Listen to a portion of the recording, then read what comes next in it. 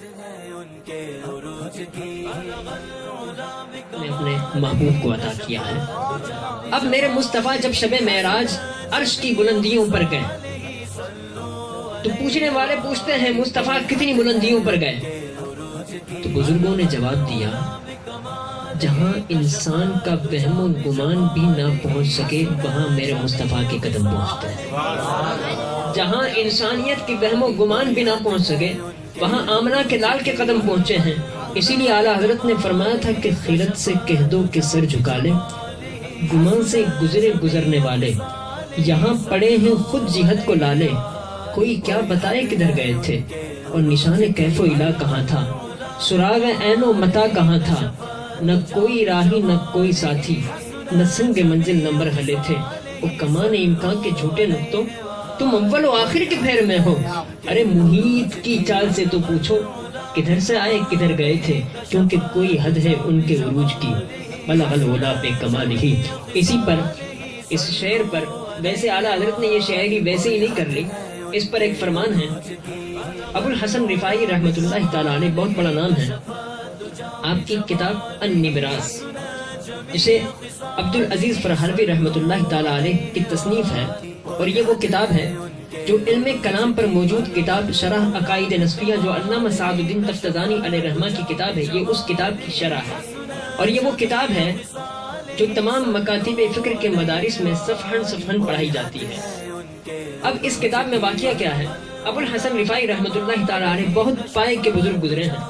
وہ فرماتے ہیں میں ایک روز روحانی طور پر پرواز کر رہا تھا، میری روح نے پرواز کرنا شروع کر دی۔ اب روح پرواز کرتی ہے اس پر سب کا اجماع اور اتفاق ہے کہ روح پرواز کر سکتی ہے، اور یہ واقعہ نبراس میں بھی ہے جو علم الکلام کی شرح کی کتاب ہے، اور اس پر تمام مکاتب فکر کا اتفاق ہے کہ روح اڑ سکتی ہے، روح پرواز کر سکتی ہے۔ اب غور سے سنیے گا، ابو الحسن رفاعی رحمۃ اللہ تعالیٰ علیہ فرماتے میں ایک روز روحانی طور پر پرواز کر رہا تھا، میری روح بلندی کی جانب جانے لگی۔ فرماتے حتی صعدت فی الفوقانیات، یہاں تک کہ میری روح اتنی بلندی پر چلی گئی کہ میری روح نے ایک عرش عبور کر لیا، ایک عرش نیچے رہ گیا، اور ابو الحسن فرماتے میری روح ایک عرش سے اوپر چلی گئی۔ فرمایا حتی صعدت فی الفوقانیات، میری روح نے اور بھی پرواز بڑھا دی۔ فرمایا دوسرا عرش بھی میری روح نے پار کر لیا۔ پھر فرماتے میری روح اتنی بلندی پر چلی گئی، ابو الحسن فرماتے ہیں حتیٰ کہ میری روح نے 7 لاکھ عرش عبور کر لیے، یعنی 7 لاکھ عرش نیچے رہ گئے۔ ابو الحسن فرماتے میری روح 7 لاکھ عرش سے اوپر چلی گئی۔ اب ذہن میں خیال آ سکتا ہے عرش کتنا ہے؟ یاد رکھیے گا عرش اللہ جل وعلا کے بہت سارے ہیں۔ عالم امکان اور عالم وجود کے درمیان عالم برزخ یہ بھی ایک عرش ہے۔ اللہ جل وعلا جب اس کائنات پر کوئی تجلی فرمانا چاہتا ہے تو پہلے عرش پر ڈالتا ہے، وہ تجلی عرشوں کے ذریعے منتقل ہوتے ہوئے اس کائنات پر پڑتی ہے۔ اگر ڈائریکٹ اللہ جل وعلا اپنی نور کی تجلی اس کائنات پر ڈال دے تو کوئی اس کی تاب نہ لے سکے، کیونکہ یہی بہتر ہے کہ وہ پردے میں روح پوش رہے، یہی بہتر ہے کہ وہ پردے میں روح پوش رہے، وہ اگر پردہ اٹھا دے تو کسے ہوش رہے۔ تو اللہ جل وعلا جب نور کی تجلی ڈالنا چاہتا ہے تو عرشوں کے ذریعے منتقل ہوتے ہوئے وہ کائنات پر آتی ہے۔ اب سنیے گا، ابو الحسن فرماتے میری روح نے پرواز کرنا شروع کی، 7 لاکھ عرش نیچے رہ گئے، میری روح ان سے بھی بلند چلی گئی۔ ابو الحسن فرماتے جب میری روح نے اور بھی پرواز بڑھانا شروع کی تو اللہ جل وعلا کے دربار سے صدا آئی، اے ابو الحسن کدھر آ رہے ہو؟ ابو الحسن عرض کرتے ہیں مالک، معراج کی رات جس عرش پر تیرے محبوب کے قدم لگے تھے نا، ابو الحسن اس عرش کی تلاش میں نکلا ہے۔ جب یہ عرض کی نا مالک کی بارگاہ میں تو اللہ تبارک و تعالیٰ کے دربار سے صدا آئی، اے ابو الحسن ارجع لا وصول لک۔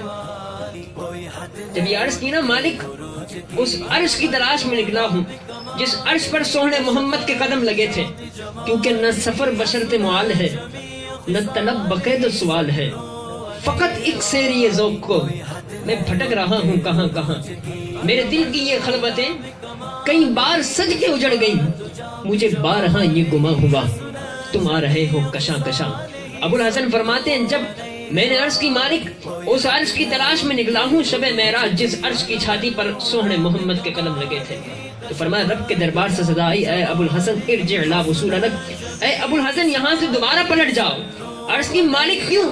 فرمایا اگر تم کروڑوں سال بھی پرواز کرتے رہو تو جس عرش پر سوہنے محمد کے قدم لگے ہیں وہاں تمہاری پرواز تو کیا تمہارا وہم و گمان بھی نہیں پہنچ سکتا کہ جن عرش کی چھاتی پر سوہنے محمد کو ہم نے سیر کروائی ہے.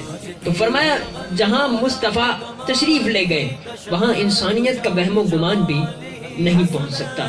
اور قربان جائیں گے مصطفیٰ کریم علیہ السلام پر کہ میرے مصطفیٰ کریم علیہ السلام سفر معراج پر بلندی کی جانب جاتے رہے حتیٰ کہ سدرۃ المنتہا کا ایک مقام آ گیا. سدرۃ المنتہا ایک درخت کو کہتے ہیں جس کے پتے روایت میں آتا ہے اس کے ایک پتا اتنا بڑا ہے جتنا ہاتھی کا کان ہوتا ہے. یہ ایک مقام کا نام ہے. سدرۃ المنتہا پر جبریل امین جو نوریوں کے سردار ہیں وہ رک گئے.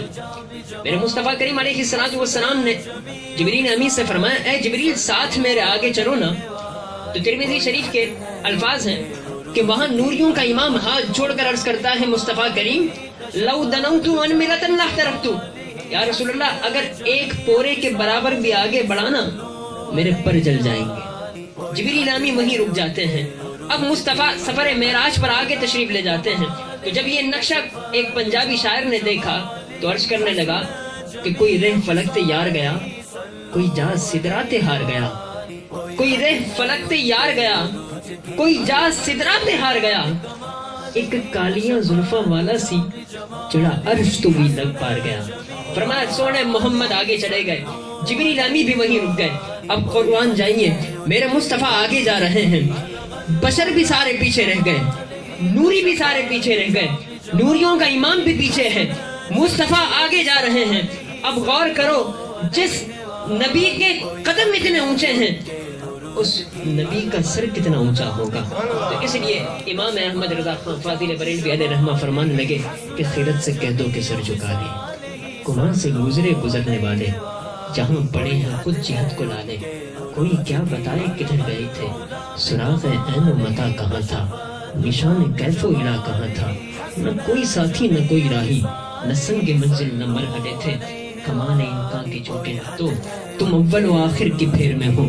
محیط کی چال سے تو پوچھو کدھر سے آئے کدھر گئے تھے، کیونکہ کوئی حد ہے ان کے عروج کی. بلغ العلا بے کمال ہی، وہ بلندی اللہ نے اپنے محبوب کو عطا فرمائی جہاں انسانیت کا وہم و گمان بھی نہیں پہنچ سکتا. پھر آگے چلتے ہیں. اللہ تبارک و تعالیٰ نے ارشاد فرمایا